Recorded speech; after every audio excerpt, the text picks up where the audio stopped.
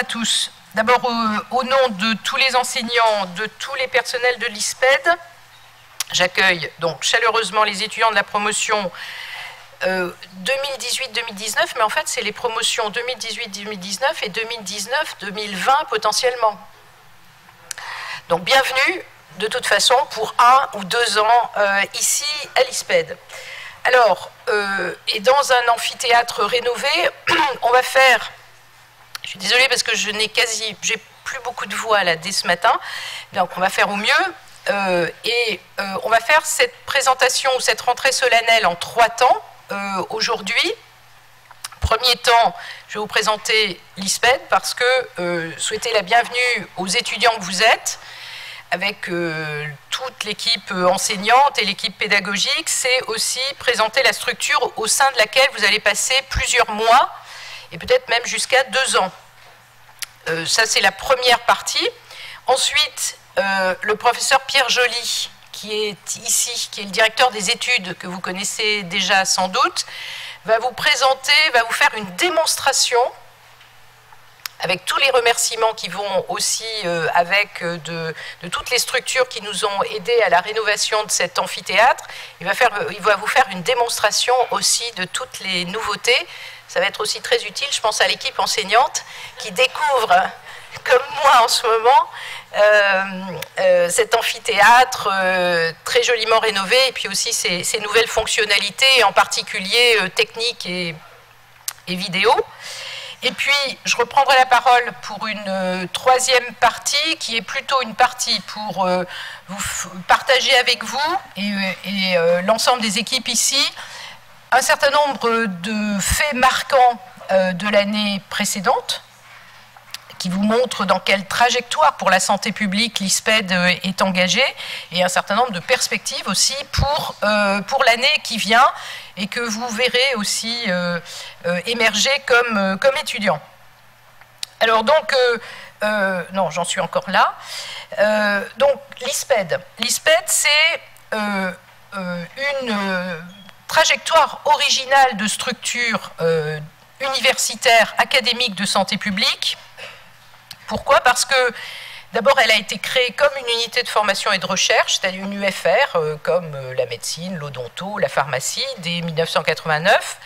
C'était tellement original qu'il n'y a pas eu d'autres UFR de ce type en France, et l'Université de Bordeaux a transformé un peu encore cette UFR sous forme d'institut, qui a, disons, une certaine forme, qui reste une structure, bien entendu, de l'université, avec une certaine forme séparée de l'université de la fac de médecine, et qui a une certaine forme d'autonomie, entre guillemets, qui lui permet de développer et de promouvoir la santé publique, parce qu'elle reste... L'Institut de santé publique reste une structure unique et originale en France de son type. Et puis enfin en 2014, ce qui a un tout petit peu changé pour nous, mais pour le bien de l'évolution de l'ISPED, c'est la fusion des universités de Bordeaux, donc 1, 3 et 4. 1, 2 et 4, pardon, et une organisation en collège pour la partie enseignement et en département, qui va encore évoluer l'année prochaine, mais disons, pour l'instant c'est comme ça, et en département pour la recherche. Donc les universités de Bordeaux ont décidé de séparer, disons, leur structuration, leur organisation entre la formation et la recherche, ce que l'on n'essaie pas de reproduire nécessairement en santé publique, mais en tous les cas pour l'ISPED. L'ISPED se situe maintenant au sein du Collège des sciences de la santé, qui regroupe toutes les structures qui enseignent aux professionnels de santé, aux futurs professionnels de santé, et vous y voyez qu'il y a à la fois, on y côtoie la fac de médecine, d'odonto, de pharmacie, l'Institut du thermalisme, qui est aussi une structure assez unique en France, du fait des ressources en Nouvelle-Aquitaine spécifiques, et puis un certain nombre d'autres structures intéressantes, dont autour, par exemple, des métiers de la rééducation, qui est là aussi un institut qui vise à universitariser formation paramédicale, ce qui est un enjeu extrêmement important et bien sûr très important pour la santé publique en particulier. Donc, l'ISPED a une identité propre. C'est la première expérience française de création d'une école de santé publique, j'allais dire au sens d'un modèle américain, distinct de la faculté de médecine. On est bien conscient qu'il y a une école des hautes études en santé publique en France, à Rennes, qui est plutôt une école tournée vers l'administration des structures de santé ou du système de santé, et qui a aussi une composante d'école de santé publique, ça c'est sûr, mais en tous les cas, Bordeaux revendique d'avoir été un peu avant, clairement, dès 1987, une formation de type école de santé publique au sein d'une université. Le HESP est une université en soi, et qui promeut une santé publique ou un enseignement de la santé publique et une formation de la santé publique au sens le plus moderne de la santé publique, c'est-à-dire l'ensemble des efforts des institutions publiques pour améliorer, pour promouvoir, pour protéger et pour restaurer la santé des populations grâce à une action collective. Donc le mot ici, bien entendu, le mot-clé, c'est la santé collective au sens où ce qui est l'indicateur ultime de la santé collective, c'est l'espérance de vie sans incapacité, et c'est vraiment, évidemment, ce qui nous importe, c'est de faire face aux défis de la santé des populations au sens collectif, de l'améliorer au sens où on peut le mesurer par les indicateurs d'espérance de vie.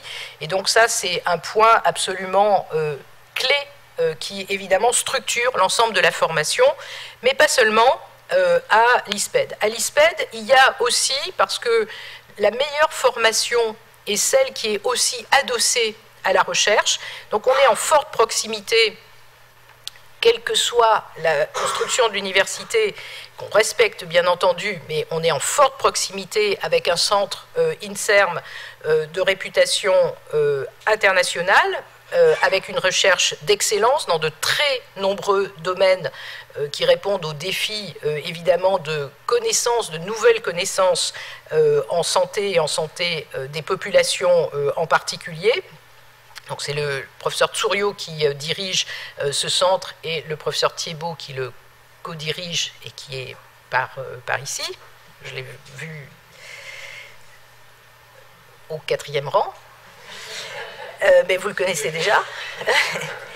Et donc l'organisation, donc ça c'est évidemment un très grand nombre évidemment des recherches en santé publique sont dans ce centre, et aussi les enseignants que vous allez voir et qui sont des enseignants-chercheurs à l'université sont aussi font partie de ce centre de recherche. Donc il y a un lien extrêmement fort.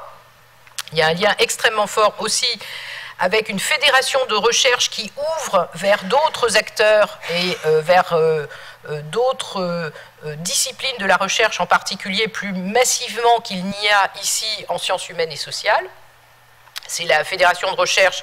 Il va y avoir des changements au cours de l'année, mais on vous en parlera l'année prochaine. Et puis, il y a aussi une proximité. Vous savez qu'en France, les écoles doctorales sont à part dans l'université.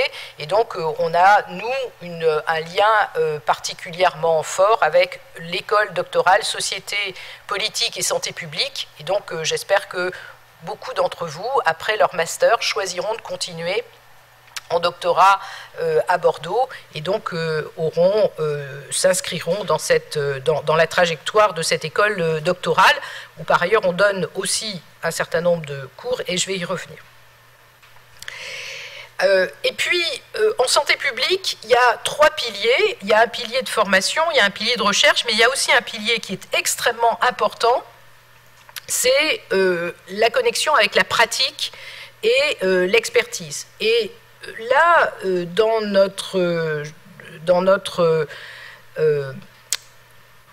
pratique de la santé publique, on a au moins et je parlerai d'autres aspects après, mais on a au moins un lien très fort avec un certain nombre d'acteurs qui organisent ou qui font de la santé publique au quotidien sur le terrain. D'abord avec une plateforme qui s'appelle Cassiopée et qui a une vocation importante de transfert des connaissances vers les scientifiques, vers les décideurs, et en particulier l'Agence régionale de santé. L'Agence régionale de santé, c'est notre ministère de la santé régional. Donc c'est une structure extrêmement importante qui a un périmètre très large à la fois sanitaire et médico-social, d'organisation donc des parcours de santé des populations dans la région, et donc un institut de santé publique a vocation à être en lien fort avec une agence, l'agence régionale de santé, et la plateforme intermédiaire, si vous voulez, c'est la plateforme Cassiopée que dirige le professeur Roger Salamon, et je dirais un mot aussi sur un certain nombre d'évolutions de cette plateforme et de pôles particuliers qui vont émerger pour encore renforcer ce lien avec l'Agence régionale de santé, qui est d'ailleurs représentée ici. J'ai vu Viviane Ramel tout à l'heure avec qui on est en lien fort. Et puis deuxième lien fort pour l'expertise et les pratiques, et où vous aurez, pour un certain nombre d'entre vous, à la fois via Cassiopée ou via le CHU, à avoir des stages. Vous en aurez dans plein d'endroits, mais ça sera sûrement des endroits où vous aurez l'opportunité d'avoir aussi une pratique. Donc le CHU de Bordeaux, via son pôle de santé publique, et aussi une branche du centre d'investigation clinique qui est plutôt tournée vers justement l'épidémiologie en population. Donc trois piliers: la formation, la recherche en proximité, l'expertise et la valorisation, et c'est ça qui fait la santé publique. C'est ce qui fait aussi la santé publique bordelaise, c'est que l'ensemble de la dynamique ou des stratégies que je vais vous décrire et qui reflètent ce qu'on pourrait appeler, enfin ce qui peut être appelé la santé publique 3.0 si vous voulez, c'est ces trois piliers qui fonctionnent ensemble et qui ont un impact sur la santé des populations, et en particulier celle évidemment de notre région. Parce que c'est ça la santé publique, c'est tout ce qu'on fait chaque jour ensemble comme une société ou un ensemble, un groupe social, pour que chacun dans cette société vive en bonne santé. Donc ça, c'est, je crois, le projet qu'on peut tous partager, et en particulier avec ces trois piliers. Alors, comme toute communauté de personnes, et comme toute communauté sociale, l'ISPED a aussi un socle de valeurs, et pour nous c'est très important, au moins aussi important que de bien y travailler, que de vous apporter une formation de qualité. C'est ce socle de valeurs qui sont comme des points de repère pour ce qu'on va appeler les ispédiens. C'est-à-dire ceux que vous allez aujourd'hui être, j'allais dire, intronisés comme ispédiens. Et donc, comme ispédiens, je vous propose de partager un certain nombre de valeurs, de respect mutuel, de capacité de responsabilité et d'engagement, aussi de capacité d'ouverture et de coopération, et j'espère pouvoir vous montrer un tout petit peu plus tard à quel point, évidemment, par définition, la santé publique, c'est aussi la diversité. Et donc, ça nous oblige évidemment à être ouverts et en coopération, mais aussi, il y a une certaine capacité de convivialité ici. On prend très au sérieux ce qu'on fait, mais vous allez voir que globalement, on ne se prend pas, nous, personnellement, suffisamment au sérieux. Et vous pouvez le constater tous les jours avec vos enseignants, ils sont aussi à votre écoute. Et la convivialité, c'est très important. Il y a quelques photos des 20 ans que je vais montrer un peu plus tard.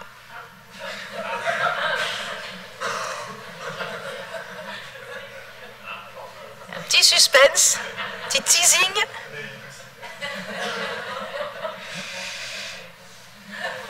Et qui ne me concerne pas personnellement.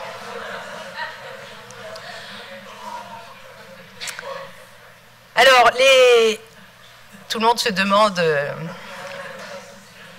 ce qui va se passer. On n'y est pas encore tout à fait, hein, ça sera pour la troisième partie. Alors, l'équipe pédagogique, d'abord dans un institut de santé publique, dans une école de santé publique, le cœur de l'enseignement, c'est un master.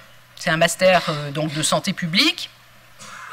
Et vous voyez que le nom du professeur qui en est le responsable, le professeur Amadou Alioum, qui est lui au premier rang.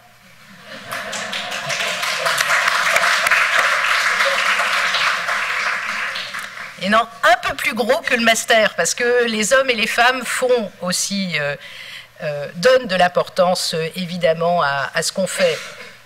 Mais il y a aussi avec lui, derrière lui, avec lui, 62 enseignants et enseignants-chercheurs. Ça, c'est assez unique en France d'avoir une équipe pédagogique aussi importante, qui sont à la fois des universitaires, qui sont des hospitalo-universitaires, et puis il y a un certain nombre de chercheurs du centre, justement, qui se dédient à la recherche, et ça montre les liens très forts, s'il en était besoin, entre l'enseignement et la recherche. Il y a également toute une équipe pédagogique et administrative, et je suis sûre qu'un certain nombre d'entre vous a largement eu recours, entre guillemets, à leurs conseils et à leur soutien. Donc 44 ingénieurs et techniciens, je vais vous montrer l'ensemble des noms et aussi les remercier très chaleureusement de tout ce que ces équipes font pour vous au quotidien. Et puis, parce que la santé publique fonctionne sur ces trois piliers, formation, recherche et pratique, il est absolument crucial que l'on ait aussi un certain nombre d'intervenants extérieurs, et en particulier venant du milieu professionnel. Donc, ils ne sont pas des enseignants, j'allais dire, professionnels comme nous. On doit être des enseignants professionnels parce qu'on a un poste d'enseignant à l'université, d'enseignant titulaire à l'université.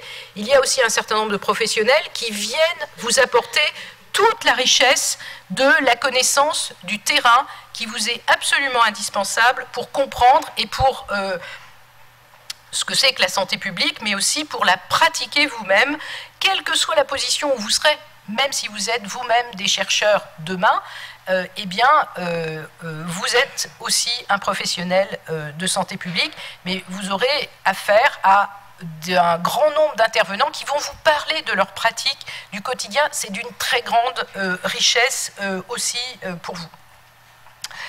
Donc le cœur de l'enseignement, c'est un master en santé publique, un master qui se fait donc en 2 ans, donc qui a été mis en place en 2016 avec la précédente accréditation, et je vais vous dire qu'on va déjà commencer à parler ou à réfléchir à la prochaine accréditation, parce que évidemment l'état des connaissances change, l'état des méthodes de l'art des méthodes évolue, et donc il y a aussi un état d'esprit ici de s'enrichir en permanence et d'évoluer et de s'améliorer évidemment en permanence pour votre formation. Donc le master, il est en 2 ans. Une première année, 490 heures d'enseignement, 2 mois de stage, c'est Valérie Kievski et Martha Avalos. J'ai mes petites notes pour n'oublier personne. Donc Valérie Kievski pour le parcours en présentiel, Martha Avalos pour le parcours en e-learning, et au pôle pédagogique, Carole Kefelec et Céline Voix. Donc je profite aussi de les remercier, je ne vais pas dire merci à chaque fois, mais je profite aussi de remercier l'ensemble des enseignants qui dédient une partie de leur temps aussi pour l'organisation du master, c'est absolument crucial. Ensuite, dans le Master 2, on a 9 parcours, dont 8 ont été ouverts cette année, et donc dans ces 9 parcours, je commence par l'épidémiologie, mais je n'oublierai pas le master en e-learning, c'est promis. Donc, Carré de l'Effondré pour le parcours épidémiologie avec Stéphanie Ducamp au pôle pédagogique, Pour le parcours biostatistique, Pierre Joly avec Nancy Schneider pour le pôle pédagogique. Pour le parcours CITIS, informatique, on va dire entre guillemets informatique médicale, je sais que c'est plus précis que ça, mais le parcours système d'information et technologie informatique pour la santé, donc Fleur Mougin avec Barbara Garot pour au pôle pédagogique. Pour le parcours MOMS, management des organisations médicales et médico-sociales, Élise Verpillot avec Cécile Rodriguez au pôle pédagogique. Pour le parcours promotion de la santé, PROMS, Bernard Chérubini avec Evelyne Andrieux au pôle pédagogique. Et je souligne aussi qu'il y a 2 mentions dans ce PROMS. Certains d'entre vous suivent développement social, dont Bernard Chérubini est également le responsable, et puis certains suivent éducation thérapeutique, dont Reda Salamon est le responsable, et je voudrais le remercier, je ne sais pas s'il est là, Reda, d'avoir repris Il fait court. Il a été désigné pour accompagner quelqu'un à l'aéroport. D'accord. On se demande bien qui.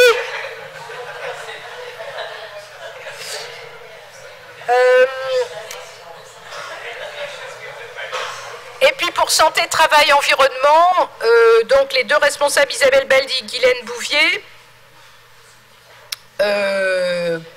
avec Christelle Dantas au pôle pédagogique, santé internationale, SI, Renaud Becquet et Johanna Horne-Gliman et Michaela Boucourt-Robert pour le pôle pédagogique, le parcours cadre manager de santé, donc qui ouvre cette année, dont Mathieu Sibé est le responsable, avec Mélanie Le Goff, m'a dit de la remercier très très chaleureusement, parce qu'il s'excuse, il ne pouvait pas être là.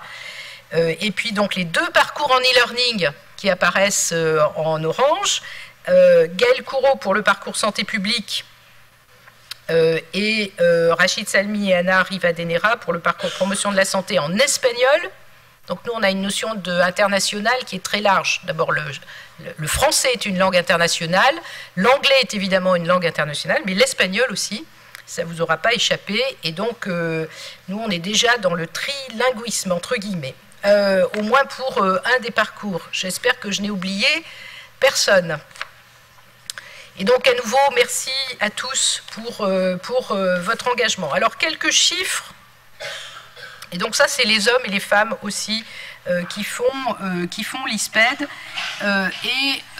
Donc cette communauté de valeurs partagées, mais aussi tout le dynamisme, les compétences, le talent qui est mis à votre service, au service des missions de l'ISPED, mais au service aussi, bien entendu, des étudiants et de leur formation d'excellence.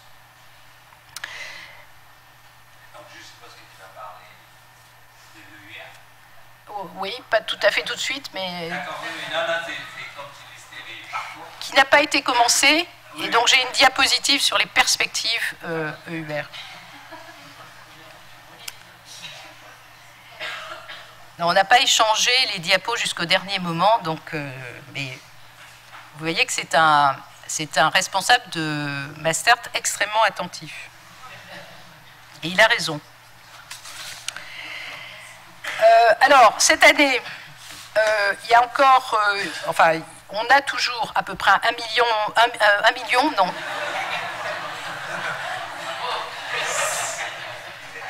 Je pense que j'étais en train de penser à un devis, peut-être que j'étais en train de valider.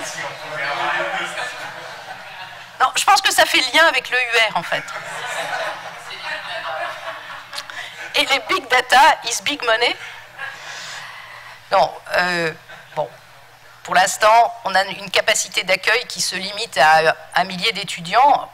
Notre capacité d'accueil est un peu supérieure, mais en tous les cas, l'important aussi pour nous, c'est d'accompagner, de vous accompagner. Le compagnonnage, pour nous, c'est extrêmement important. Et donc, il y a aussi une volonté, bien entendu, de vous accueillir au mieux, mais de vous accompagner au mieux dans votre parcours. Donc, environ 1000 étudiants s'inscrivent chaque année dans un diplôme, dans une formation diplômante à l'ISPED. Cette année, un tout petit peu plus que 1000. L'année dernière, c'était un tout petit peu moins. à peu près 300 en master, donc les étudiants qui sont aujourd'hui dans l'amphi, et puis 700, un peu plus de 700, vous voyez, dans tous nos DU et DIU, 22 DU et DIU, et plus de 2/3 en formation continue et environ 40% en enseignement à distance. Ça vous dit, ça vous donne des éléments de quelle communauté vous faites partie. Ça vous dit aussi des éléments, ça vous donne des éléments concrets aussi sur la diversité des étudiants que vous êtes. Vous êtes des étudiants aussi qui sont déjà, pour une grande partie d'entre vous, peut-être un peu moins en master, mais quand même, déjà insérés dans un parcours professionnel. Et d'autres sont encore, entre guillemets, dans une formation initiale. C'est cette diversité, c'est ce mélange, c'est cette association entre des étudiants qui viennent d'horizons différents, qui ont des expériences différentes et des cultures différentes à partager qu'on valorise très fortement et dont on est assez fier à l'ISPED. Alors la dimension, je vous ai parlé de la dimension régionale, je dirais un mot tout à l'heure par l'expertise que représente l'ISPED, vous verrez, pour l'échelon national, mais nous, on saute le national et on a une vocation aussi importante à être attractif pour un public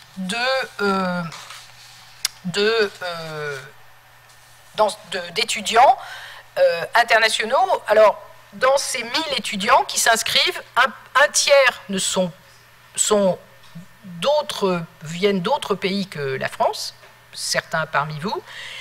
Parmi ces étudiants étrangers, 90% sont originaires d'un pays du continent africain, et ça aussi c'est notre identité forte à être un leader de l'enseignement dans le monde francophone et en particulier africain.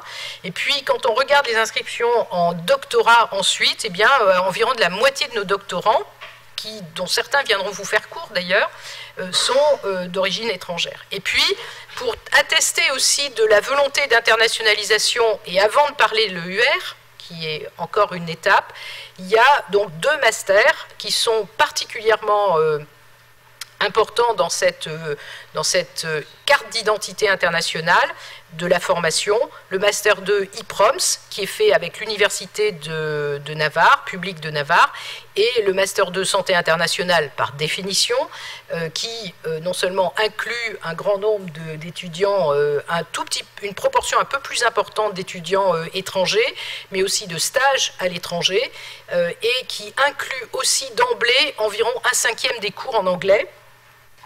Donc, il y a là, évidemment, un certain nombre d'indicateurs forts de la visibilité et de l'attractivité aussi de l'ISPED à l'international. On le voit aussi avec les programmes courts. Donc, il y a des programmes diplômants, le master, les DU. Il y a aussi des programmes courts, non diplômants, avec une volonté de cohérence aussi dans les trajectoires d'enseignement de santé publique. Un certain nombre d'entre vous ont déjà suivi les DU, certains peut-être sont venus à l'école d'été internationale, qui est internationale depuis 2016, et donc continue à l'être, pas complètement là encore, mais existe par contre de très longue date. Et donc ces programmes courts sont aussi là pour répondre à des besoins d'enseignement, à la fois en formation initiale et en formation continue, en formation et pour se préparer, évidemment, pour ceux qui le souhaitent, à poursuivre dans des cursus diplômants, et sinon à faire évoluer aussi leur pratique professionnelle. Donc une école d'été internationale que coordonne Carole Dufouil, pas depuis 25 ans par contre, parce qu'elle a repris depuis l'an passé, elle est trop jeune pour s'en occuper depuis 25 ans. Aujourd'hui, 17 modules, 4 en anglais et un succès chaque année renouvelé, et en 2018, 144 inscrits, ce qui est un véritable succès évidemment, et qui a été très en lien avec l'université, en particulier l'IDEX, et aujourd'hui avec le Collège des écoles doctorales de l'Université de Bordeaux.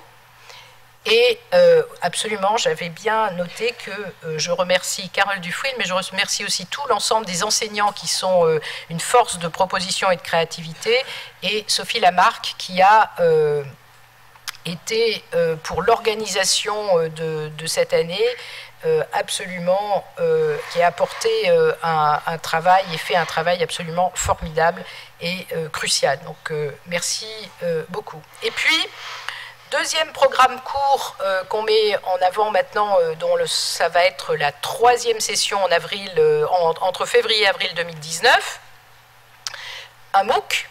Un MOOC parce que c'est extrêmement important, donc c'est notre premier MOOC, et c'est donc sur des notions simples, entre guillemets, mais extrêmement importantes, donc des notions de base, principe des enquêtes épidémiologiques descriptives en population, et ce MOOC, il est proposé sur une plateforme nationale qui est la plateforme FUN, c'est un choix pour pouvoir avoir un nombre de connexions très important, vous voyez, 3300 en 2017, 3700, enfin un peu plus de 3600 en 2018, et donc un très grand nombre de connexions. Pour nous, c'est une vitrine très importante, évidemment, pour l'ISPED. C'est une formation qui est en ligne, qui est gratuite, qui est ouverte à tous, sans prérequis. Donc on peut apprendre des notions de base de la santé publique sans nécessairement avoir de prérequis, et ça dure 6 semaines. Donc il y a évidemment, c'est un concentré d'innovation pédagogique, de diaporamas, de vidéos et beaucoup d'illustrations évidemment concrètes.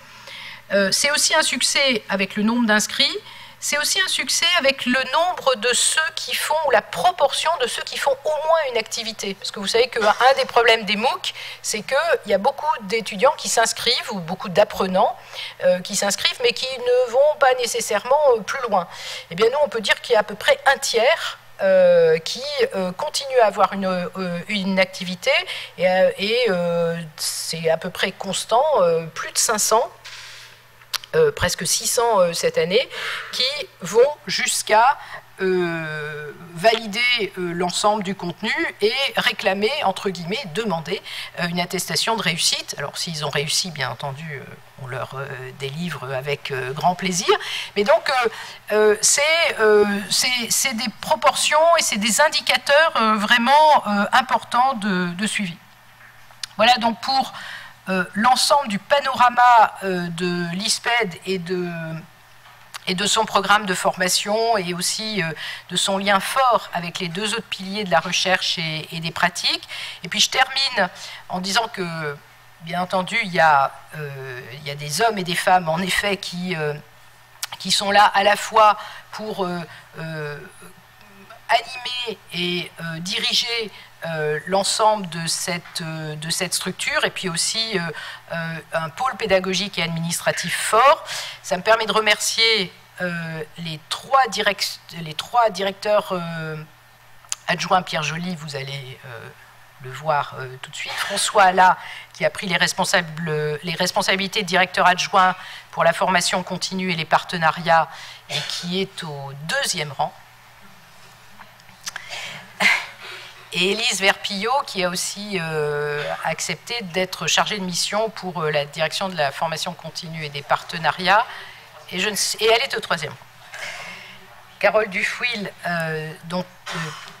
que je remercie à nouveau. Et puis on a progressivement simplifié aussi l'interaction avec un certain nombre de commissions, mais il y a une commission très importante qui est celle de la gestion de l'offre de formation. Évidemment, c'est très important pour nous. Et ça me permet de remercier, même si elle ne figure pas sur ce message, attention, vous allez être remerciés, Fleur Mougin et Gaëlle Couraud.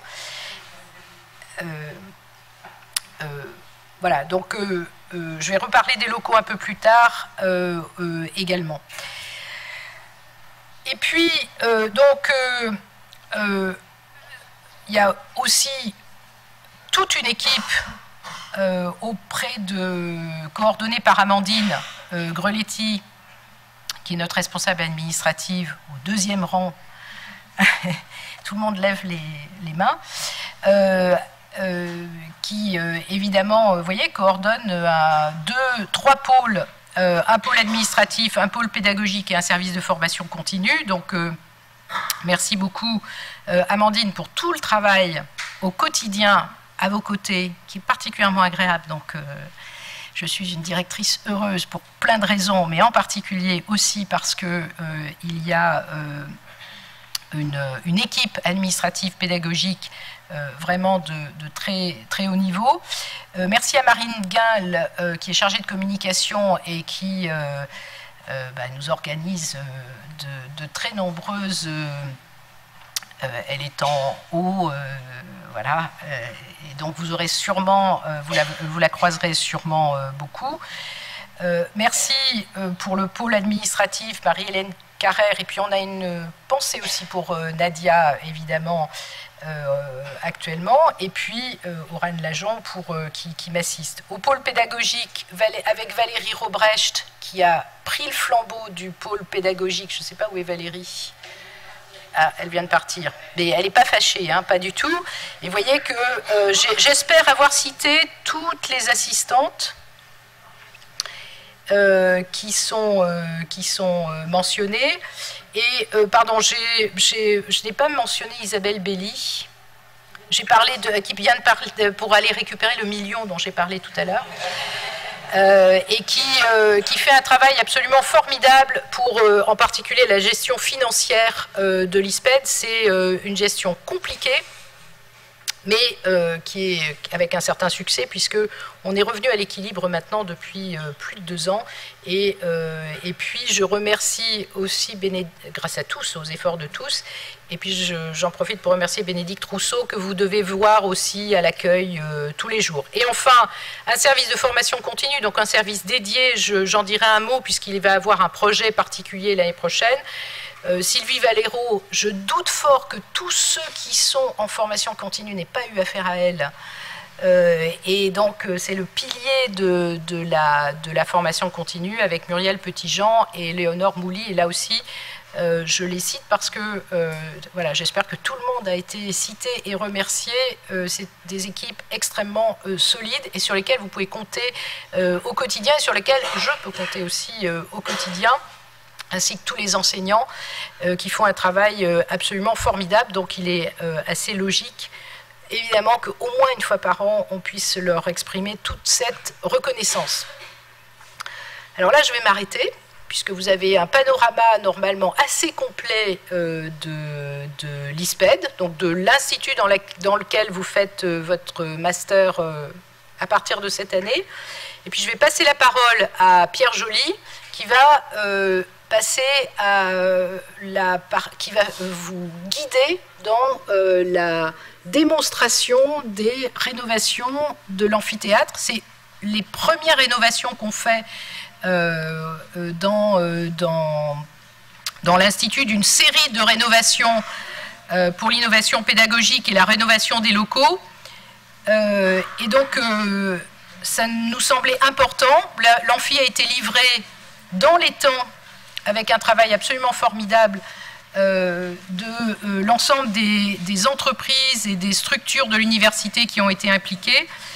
Et donc, vous en bénéficiez, j'espère, pour un certain nombre d'entre vous. Et ça nous semblait important que vous puissiez avoir un tour d'horizon avec aussi l'ensemble des équipes ici, de l'ensemble de ces nouveautés.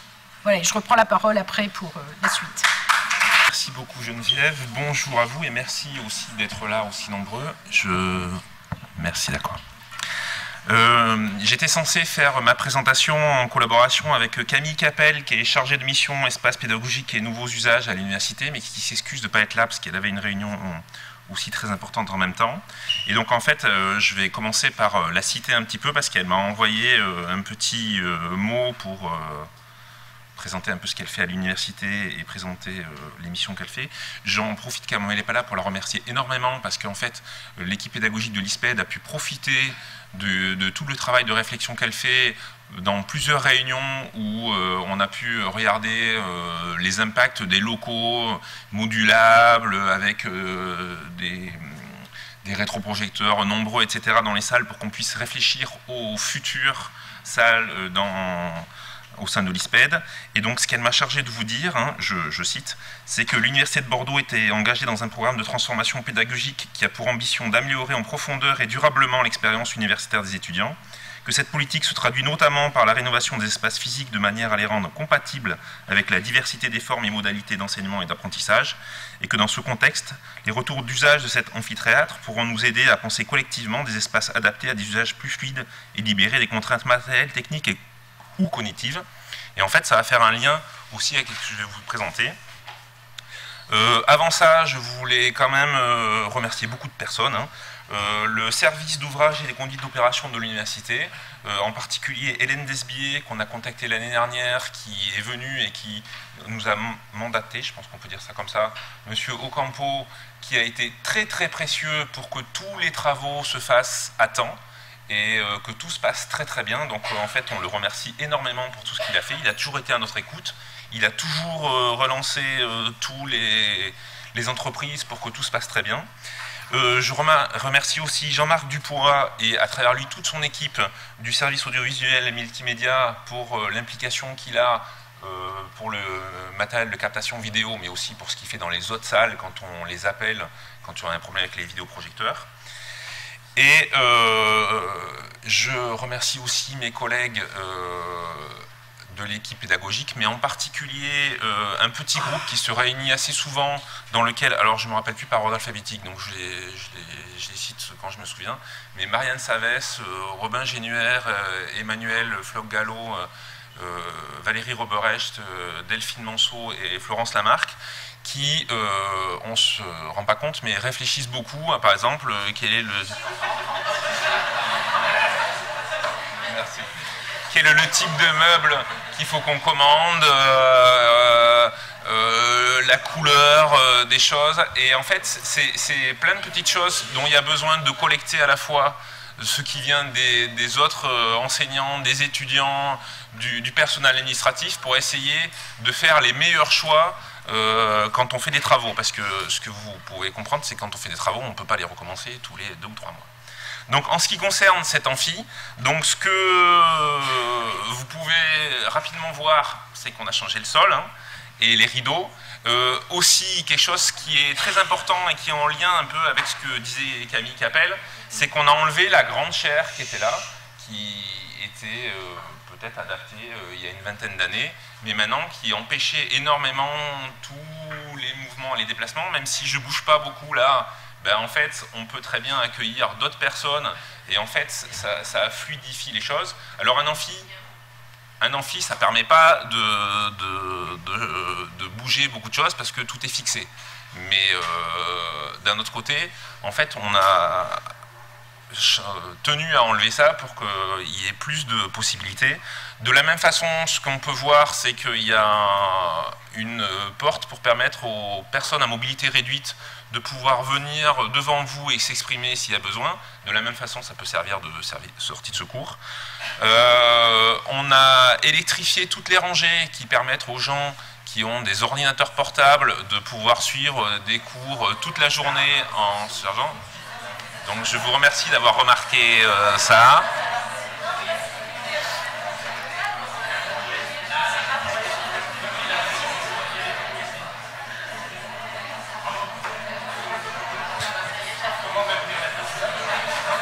Je savais que ça allait être le truc le plus important finalement.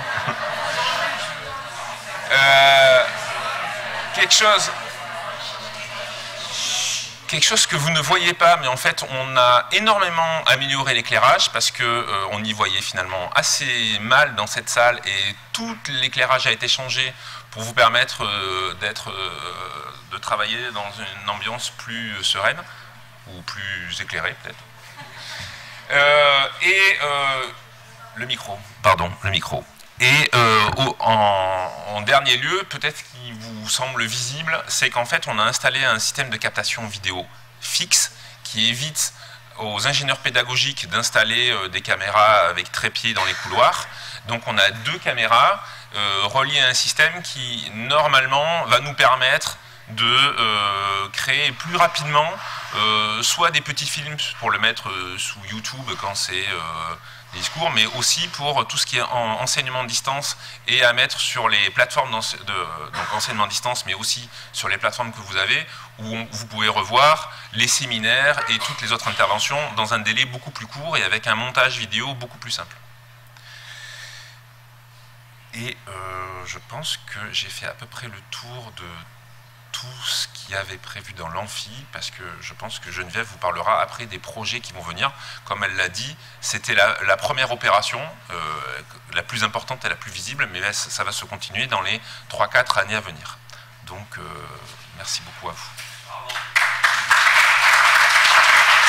Merci beaucoup Pierre, et merci aussi à tous ceux qui ont contribué à réfléchir, je vais en redire un mot en effet, et à faire l'ensemble de ces travaux. Ça n'a l'air de rien comme dit Pierre, mais ça nécessite en effet beaucoup de réflexion, et donc on ne peut pas faire de la santé publique 3.0 sans aussi des salles de cours et de formation 3.0. Visiblement l'électrification de l'amphi, c'est ce qui vous suscite le plus de commentaires, tant mieux. Vous verrez qu'il y a un certain nombre d'autres éléments qui seront sûrement très propices aussi à la formation.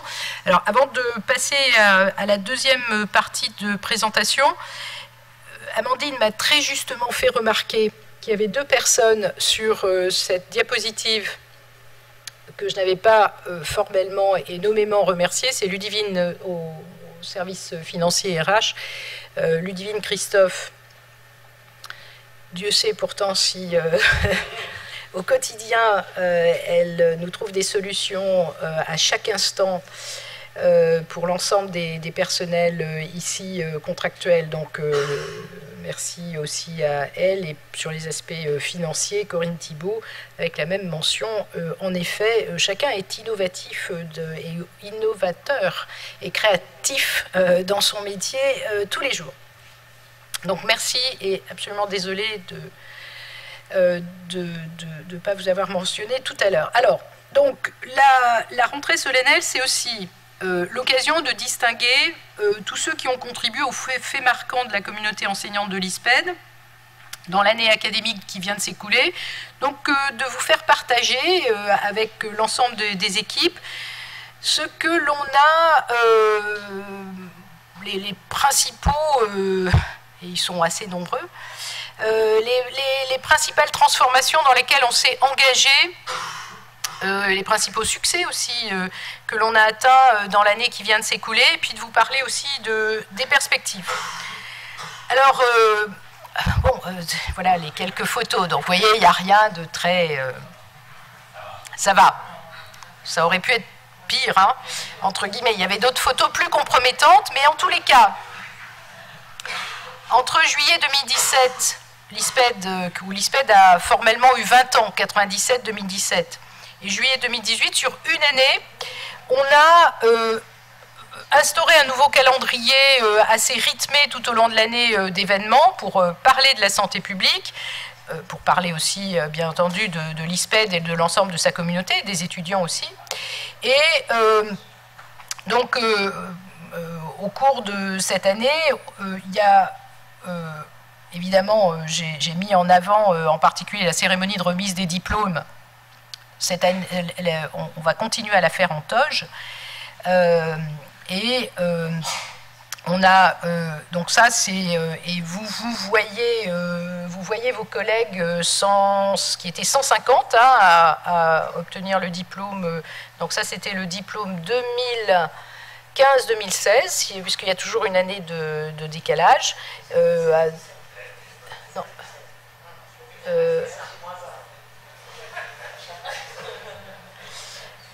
Je ne suis pas complètement... Bon, enfin bref, donc, en tous les cas, les derniers collègues qui ont obtenu leur master Et je vous donnerai le calendrier de l'année prochaine, mais on va continuer à avoir une cérémonie de remise des diplômes tous les ans en mars avec un parrain ou une marraine du domaine. Et pendant cette année des 20 ans, c'était Kasia Kamanowska, qui est la présidente de l'Association européenne des écoles de santé publique, qui est venue vous parler de leadership. Ça va faire un lien aussi avec les perspectives d'évolution du master et de l'accréditation. On a aussi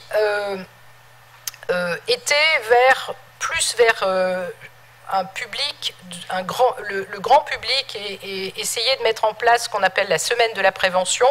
On va essayer de continuer, et en particulier avec l'ensemble de nos partenaires, dont l'ARS, continuer cette dynamique aussi d'ouverture vers les publics, et en particulier en région. Donc j'ai remis François Beck, et en particulier la lutte contre le tabagisme chez les jeunes. C'est un message à peine masqué. Et puis, évidemment, on a eu des grands rassemblements en juillet 2017 et juillet 2018 avec des conférences, et en particulier avec les anciens de l'ISPED, qui constituent un réseau vraiment très important. Dans nos rangs, on a 2 ministres de la Santé, une au Vietnam, Madame Thien, et un au Burkina Faso, Nicolas Meda, parmi les anciens, un président d'université au Maroc, Chakib Nejari, qui était là, Didier Ekouevi aussi, qui est un chercheur extrêmement renommé, et un professeur qui lui-même fonde une école de santé publique au Togo dans son pays. Et donc, c'était aussi un moment scientifique, des temps scientifiques de très haut niveau, mais aussi des temps de retrouvailles des anciens. Et puis, comme j'ai parlé de convivialité, eh bien, il y a eu aussi des temps festifs, comme on peut le voir sur la droite. Donc ça, c'était la photo officielle. Il y a des photos plus compromettantes de ce temps festif, mais c'est réservé à l'usage des seuls enseignants et personnels de l'ISPED. En tous les cas, il y a beaucoup de photos qui montrent que ça a été des temps à la fois scientifiques, mais aussi extrêmement joyeux à l'ISPED. Et donc là aussi, j'en profite pour remercier, je pourrais lister à nouveau toutes, je voudrais dire juste peut-être un mot à, je ne sais pas si Jean-François Tessier est là, Oran Lajon, il y a Rachid Salmi, évidemment, qui ont beaucoup aidé, Carole aussi, mais elle a déjà été citée 2 fois, donc ça suffit. Mais c'est un peu gênant. Mais voilà, il y a eu aussi beaucoup d'efforts, les internes de santé publique nous ont aussi beaucoup aidés en juillet 2018. Bref, toute la communauté s'est rassemblée aussi pour fêter ces 20 ans et instaurer des temps un peu nouveaux dans le calendrier qu'on va appeler le calendrier de l'ISPED. Je vais vous dévoiler un certain nombre de dates auxquelles vous allez bien sûr être associés, et ils seront désormais systématiquement affichés à l'entrée de l'ISPED. Alors, bien entendu que notre priorité à l'ISPED, ça reste le renforcement de notre offre de formation. Et parce que le besoin de formation en santé publique, il est extrêmement important. Et un premier volet du renforcement de l'offre de formation, c'est bien entendu d'être très proactif en innovation pédagogique. Alors, depuis le début des années 2000, on a construit un programme d'enseignement à distance de manière, en étant parmi les premiers à délivrer des enseignements à un nombre d'étudiants aussi important dans un grand nombre de pays francophones. Mais cette innovation pédagogique, elle doit aussi se réfléchir au quotidien. Et évidemment,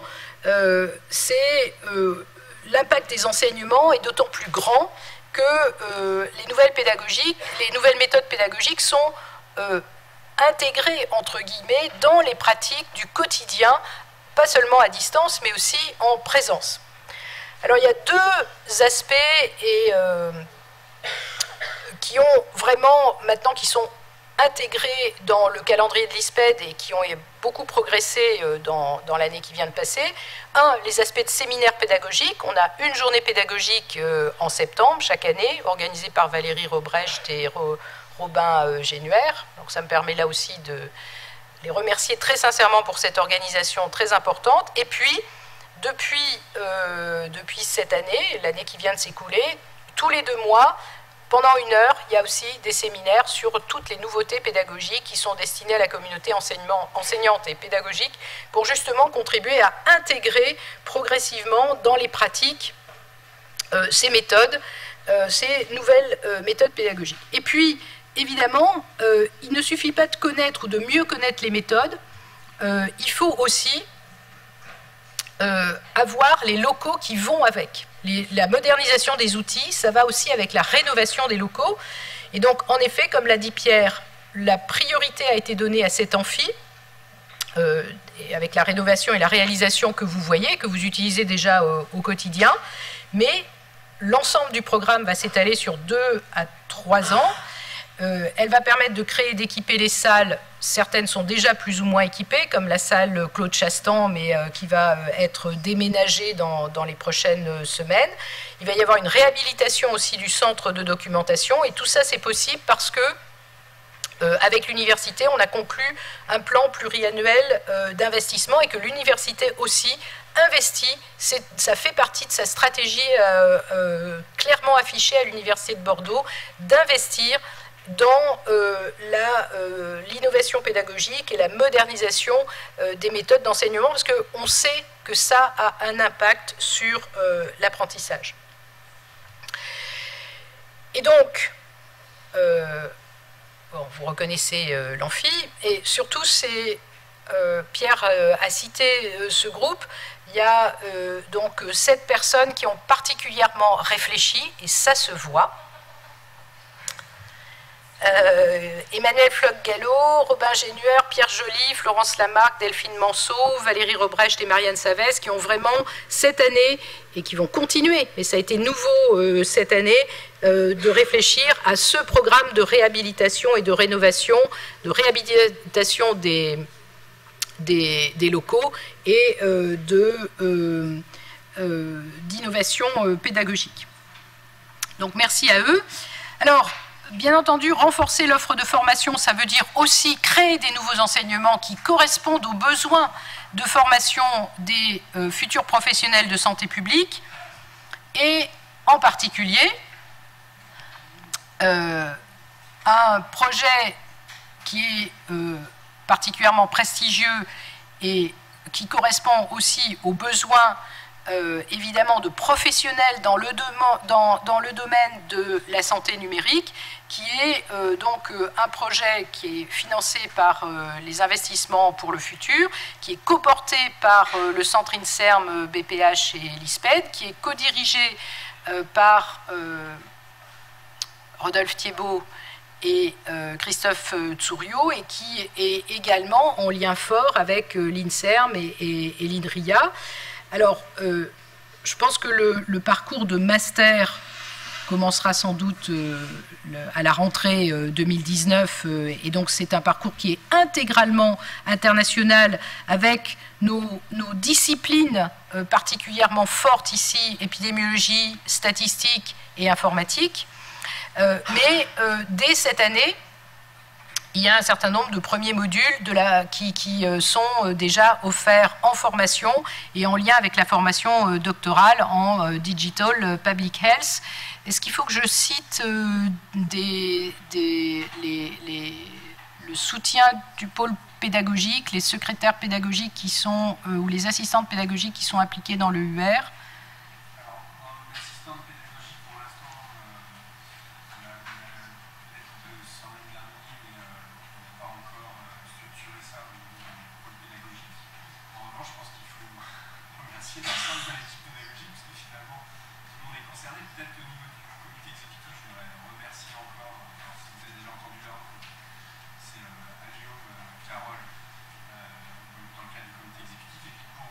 pédagogique, avec un investissement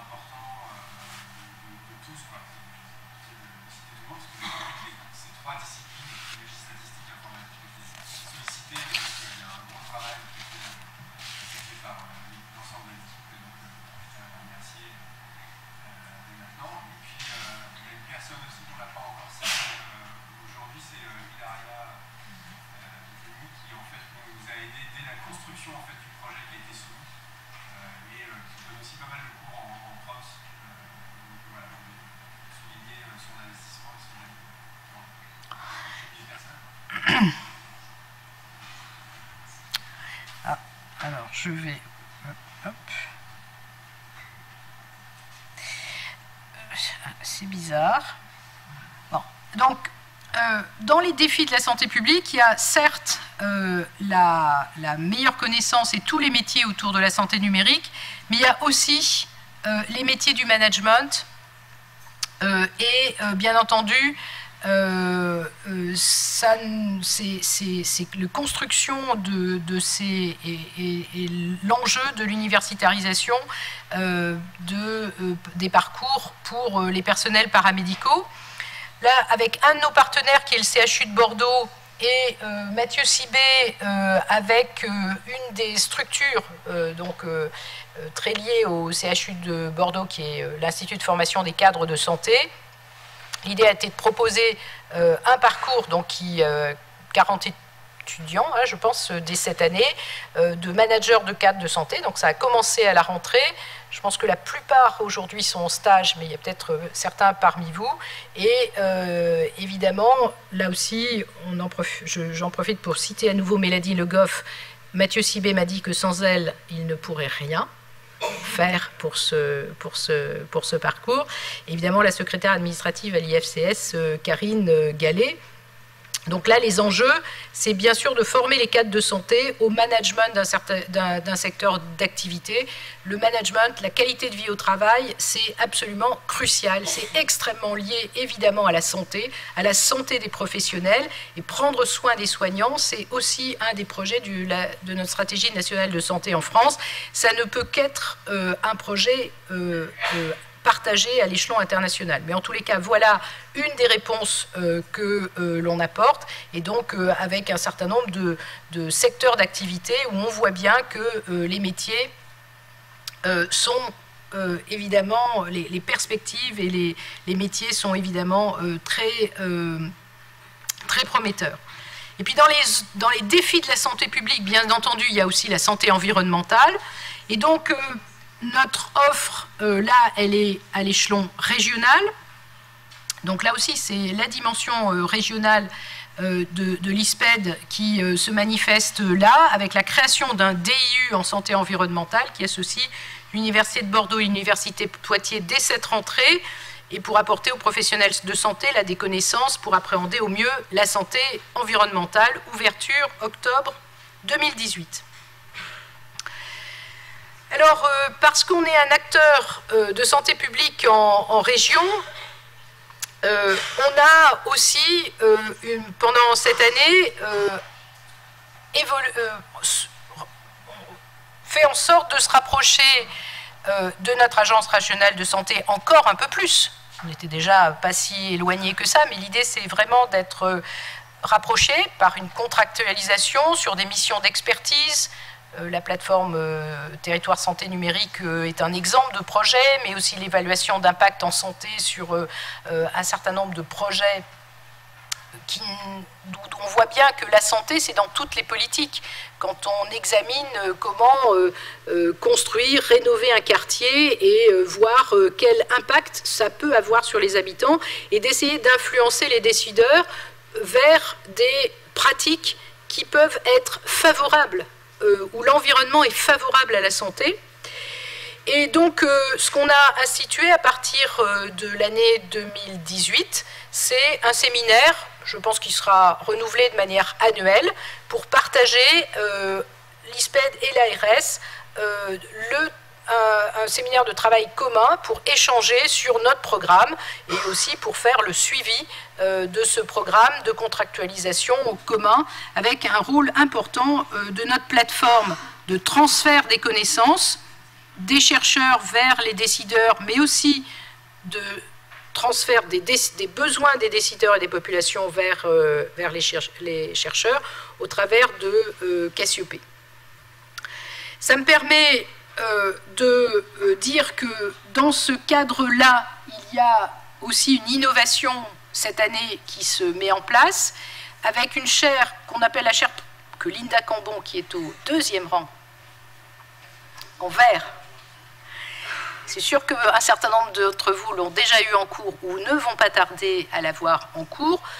Donc, avec un de nos partenaires importants et avec un soutien très fort et une aide très forte dans la construction de cette chaire de Roger Salamon, donc avec Santé publique France et François Bourdillon, Jean-Claude Desenclos, je pense à Santé publique France, il y a eu la forte volonté de financer une chaire qui était essentiellement de formation. Alors je le dis volontairement, même si je comprends que Linda souhaite avoir, et c'est normal, les 3 piliers de la santé publique représentés dans cette chaire, mais c'est aussi pour dire qu'on peut valoriser, les chaires ne sont pas seulement des chaires de recherche, qu'il n'y a pas j'allais dire, de frontières pour nous, il y a des priorités ou un partage d'activités peut-être un peu qui n'est pas un tiers entre la formation, la recherche et les pratiques, mais pour la prévention, il y a eu un focus initial de Santé publique France pour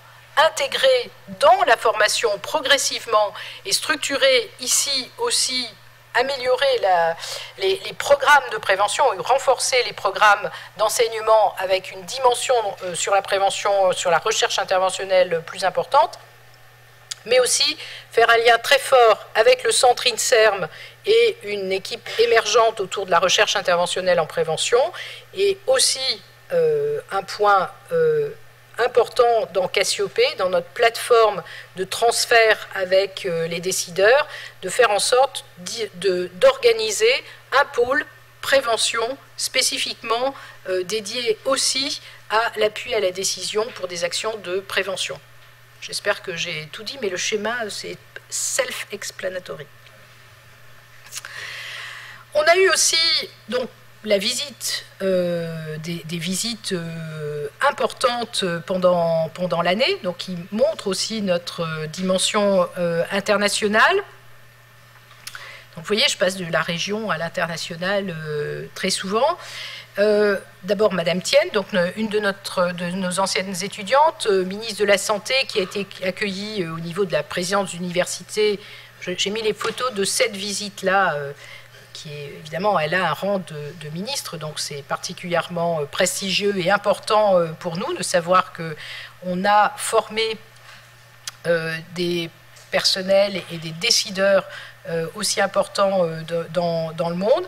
Et puis, on a aussi reçu nos collègues, d'une part de l'Université d'Abidjan, avec lesquels on a à Abidjan, en Côte d'Ivoire, on a un lien très fort via l'équipe de Xavier Anglaré, de Renaud Becquet, de longue date. Et donc, pour nous, c'est très important de continuer avec un dialogue avec les universités, et puis aussi avec Montréal et le professeur Régent Hébert, qui est venu échanger avec nous le 16-17 janvier dernier. Et enfin, la dimension nationale, on la retrouve aussi ici, et la dimension à l'université, et le fait que des personnels de l'ISPED jouent un rôle de responsable et sont visibles aussi pour contribuer à construire les politiques de santé et les politiques de formation. Mathieu Sibé, comme membre de l'Observatoire national, un des 12 membres de l'Observatoire national de la qualité de vie au travail des professionnels en santé, ça se réfère à prendre soin des soignants de la stratégie nationale de santé de la ministre. Depuis cet observatoire a été installé le 2 juillet 2018. Il donne une position évidemment à la fois d'observation, d'action, d'influence de la décision publique, et on est très fiers qu'un des enseignants de l'ISPED soit membre de cet observatoire, évidemment très important, et je ne doute pas que Mathieu d'ailleurs nous fasse un séminaire sur ce sujet pour nous engager aussi sur la réflexion autour de la qualité de vie au travail en général. Et puis Alioum Amadou a aussi pris des responsabilités au Collège des sciences de la vie et de la santé. Donc vous avez vu, c'est un collège qui rassemble l'ensemble des structures qui contribuent à l'enseignement, à la formation des futurs professionnels de santé. Et là aussi, on est très fiers qu'il ait été, alors je sais pas, c'est pas élu, hein, c'est désigné, nommé directeur adjoint. Le directeur du collège, c'est le professeur Pellegrin, et donc joue un rôle particulièrement important, et j'ai l'impression dans la réflexion en particulier autour de la future, ou d'une potentielle future licence santé, après que, comme vous savez, le numerus clausus pour les études de médecine, pharmacie, odonto, ait été réputé terminé, ou en tous les cas bientôt terminé. Donc la question c'est par quoi on va remplacer les 3 premières années, ou comment on va faire évoluer plutôt les 3 premières années de ces études de santé.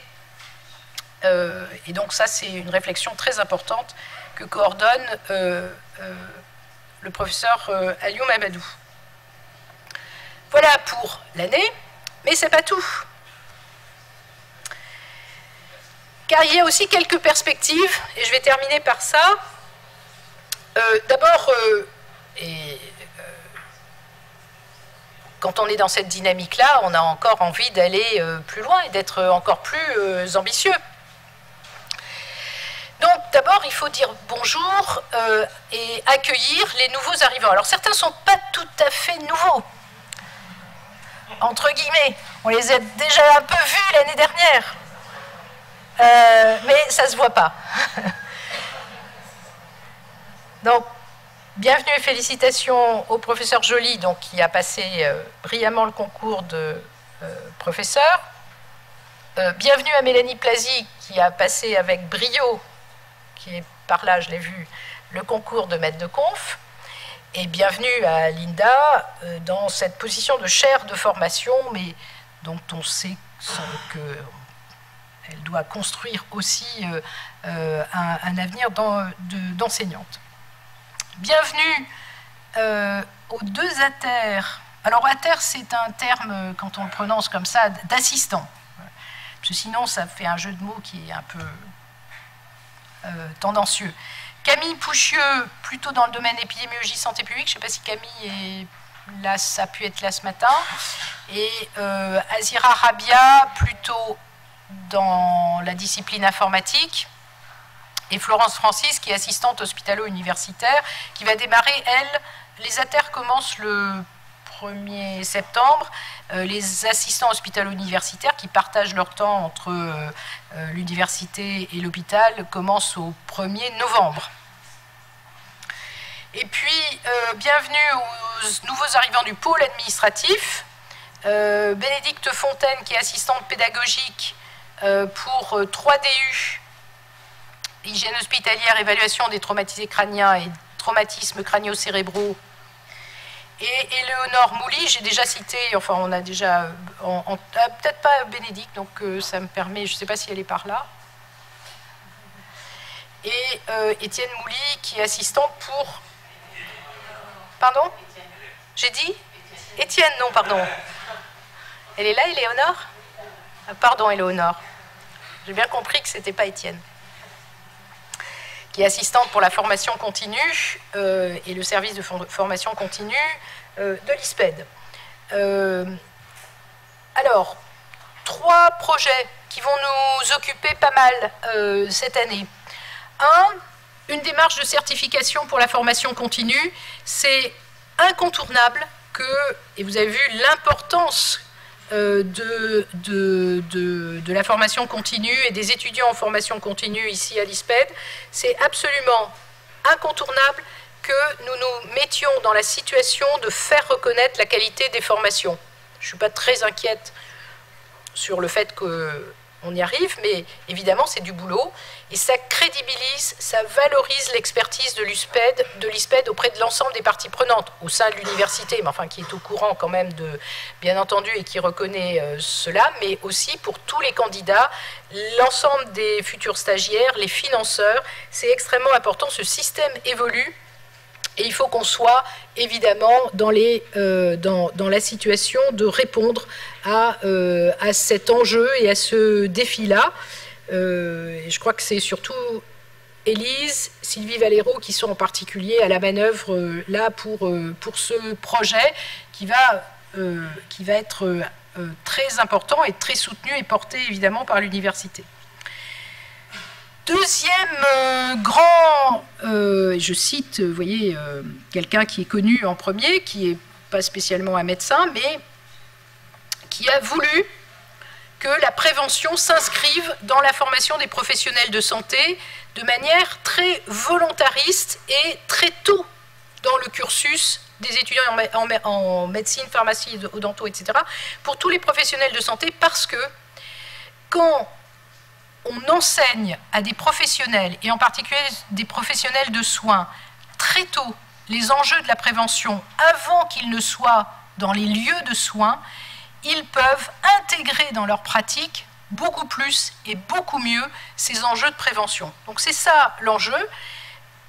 Donc là, c'est François Alla qui est à la manœuvre pour l'ensemble du collège santé, donc l'ensemble des composantes du collège santé, puisque ça va être 4 à 5 000 étudiants par an en Nouvelle-Aquitaine. Autrement dit, et c'est pour ça que le terme service sanitaire, je le trouve assez adapté, on est en train de créer une véritable réserve d'étudiants qui auront été exposés très tôt aux enjeux de la prévention et qui auront été exposés très tôt aussi à la pratique de la communication sur des enjeux de prévention. Ça commence maintenant. Ça concerne tous les étudiants en santé. Je ne suis pas sûre que les 4-5 000 dès cette année vont pouvoir être concernés, mais François va me dire si, il n'y a pas de problème. L'objectif, donc, c'est vraiment d'initier les... Donc, vous voyez, la logistique, l'importance, l'idée aussi de trouver des stages qui sont, par exemple, dans les écoles, avec l'éducation nationale, mais progressivement aussi dans les entreprises. Donc là, on est en train aussi de contribuer à la santé publique 3.0, c'est-à-dire d'être aussi dans les pratiques. Initier les futurs professionnels de santé aux enjeux de la prévention, assurer les actions de prévention auprès de publics divers et favoriser l'interprofessionnalité. C'est clé, je ne l'ai pas suffisamment dit, mais c'est vrai qu'ici, on forme à l'ISPED la santé publique, la formation en santé publique n'est pas une formation que des médecins ou que des pharmaciens. Il y a une très grande diversité des parcours initiaux et c'est ça aussi qui fait la richesse et qui reflète aussi la pratique quotidienne de la santé publique. Ça sera une formation universitaire initiale, on n'envoie pas les étudiants sur le terrain, évidemment, sans d'abord les avoir formés aux enjeux de la prévention, bien évidemment. Et ça sera aussi des stages sur le terrain. Alors ça, c'est trouver des stages par groupe de 5 pour 5000 étudiants. C'est facile de faire le calcul. Ça veut dire 1000 stages par an. Donc vous voyez que c'est le niveau d'organisation, de logistique qu'il faut mettre en œuvre pour ces groupes de 5 qui eux-mêmes devront être dans une situation interprofessionnelle, donc issus de filières différentes, et avec la capacité à communiquer auprès de publics différents. Donc des jeunes dans des écoles, des professionnels dans des entreprises, pourquoi pas à terme, etc. Mais aussi dans des lieux qui sont aussi à l'hôpital, au pôle de santé publique sans doute, ou à l'hôpital dans des services cliniques par exemple. Alors en quoi on va être concerné? D'abord parce que il y a et c'est tout un groupe de travail de l'ensemble des responsables de ces filières pour construire le dispositif. Donc ça, c'est le rôle d'animateur de François qui est mis en avant. Mais il y a aussi tout un rôle de l'équipe de médiatisation parce qu'il faut construire des modules en enseignement à distance et en particulier sur Moodle, parce qu'il va falloir qu'on se mobilise tous, et peut-être à terme vous aussi, à participer aux enseignements, à encadrer des stages et aussi, et c'est très important, et ça fait partie du cycle de la santé publique, on ne fait pas des actions sans les évaluer, sans les améliorer et sans avoir une démarche d'amélioration continue. Donc on sera aussi impliqué dans la construction du dispositif d'évaluation et avec un certain nombre d'idées d'exemples concrets, sans évidemment être juge et partie, puisqu'on ne peut pas être à la fois participant et évaluateur. Donc ça, c'est une construction que je pense Cassiopée aura à résoudre, et en particulier avec le pôle prévention. Et puis, on démarre une réflexion, et je vais terminer là-dessus, c'est un projet ambitieux que l'on va porter, bien entendu, avec, on va être, j'espère, soutenu par l'université, aussi financièrement pour le faire. C'est le projet d'être accrédité par l'organisme qui accrédite les écoles de santé publique américaines. Donc, c'est le plus haut niveau d'accréditation que l'on puisse trouver pour un programme d'enseignement en santé publique. Ce qu'on souhaite, c'est donc s'inscrire dans ce programme d'accréditation qui accrédite essentiellement les écoles de santé publique américaines, mais quand même qui en a accrédité 4 hors des États-Unis, 2 au Canada, une au Mexique et une à Taïwan. Donc l'Europe reste un continent à défricher, entre guillemets, pour l'accréditation. Et il y a plus d'une centaine, vous voyez, de programmes de master qui ont été accrédités. C'est ça notre enjeu, c'est de faire, de rentrer dans un cycle d'accréditation de cet organisme pour accréditer notre programme de master. L'idée, c'est que cette candidature soit préparée pour pouvoir ouvrir le master qui va aussi rentrer dans sa phase d'accréditation française en septembre 2022. Donc vous voyez que ça n'est pas demain et que vous n'y serez pas exposé directement, mais on peut dire quand même que, évidemment, on en a construit déjà une grande partie.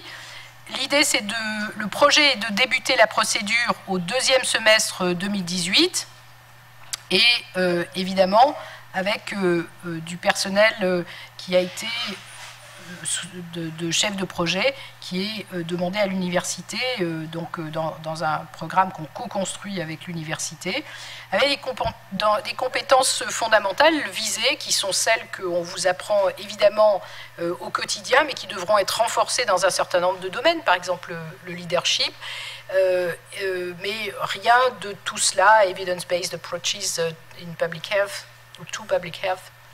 Ce ne sont pas des choses qui vous sont complètement étrangères. Healthcare systems, planning and management to promote health, tout cela fait déjà en grande partie du master, mais on a bien conscience qu'on s'engage dans un programme de construction avec l'ensemble des équipes pédagogiques, des équipes administratives, dans un programme de plusieurs années de démarche d'amélioration de notre master, évidemment au service des étudiants que vous êtes.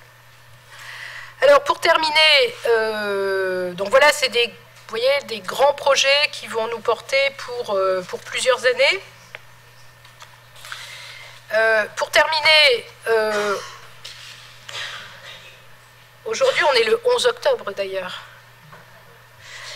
Donc la rentrée solennelle n'a pas eu lieu hier, elle est bien aujourd'hui le 11 octobre.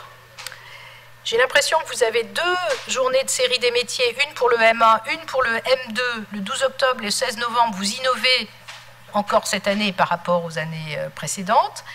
Une journée porte ouverte le 15 mars 2019. La cérémonie de remise des diplômes le 29 mars 2019, c'est en fin d'après-midi, donc vous êtes tous évidemment les bienvenus.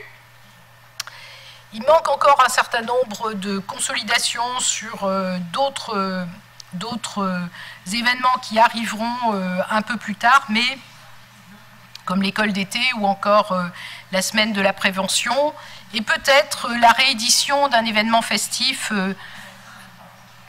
ça fait réagir toujours, en juillet 2019. Mais en attendant, j'espère que on vous a tous montré que l'ISPED, c'est un lieu de réflexion générale sur le fonctionnement du système de santé, sur l'amélioration de la santé des populations. C'est un lieu aussi où il y a beaucoup de créativité, beaucoup d'imagination, beaucoup de compétences, beaucoup de dynamisme et aussi beaucoup de capacités de projection qui peuvent être mobilisées pour réfléchir à la santé du futur, à la santé pour tous, à l'échelon de nos territoires, à l'échelon international. Et j'espère aussi vous avoir montré que dans ce programme, ce à quoi on réfléchit, c'est à une santé publique, pratique collective, mais évidemment qui pour chacun de vous va être une activité professionnelle individuelle. Néanmoins, ce qui est, je redis la même chose que ce que j'ai dit l'année dernière, ce qui est enthousiasmant, c'est de travailler à la santé de tous, parce que c'est un bien qui nous dépasse, mais dont nous savons que si nous allions tous nos forces, elle est la santé de tous et à notre portée. Et donc, je vous souhaite à tous les étudiants, mais aussi à tous les personnels de l'ISPED, je souhaite à tous les étudiants une belle année de réussite et une belle année tout court à l'ensemble des enseignants et de l'ensemble des personnels de l'ISPED. Merci.